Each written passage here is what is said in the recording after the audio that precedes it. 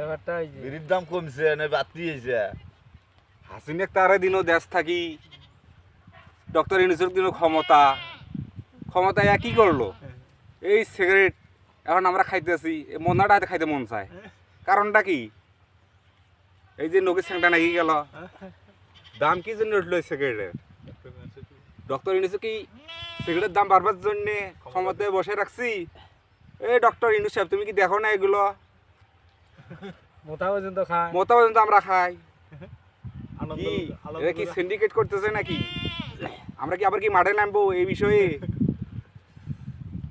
হাসিনেক তার আছে, ঠিক আছে ভাই, এগুলো কাজ একটু দেখে শুনে করবেন।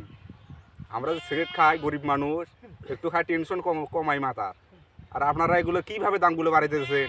একটা মেরিজ খাইতে গেলে 60 টাকা, টার্বি খাইতে লাগে 8 টাকা, আজ নিম্ন দামের সিগারেট খাইতে গেলে এখন 5 টাকার নিচে নেই, 6 টাকা। এটা কি ভাই?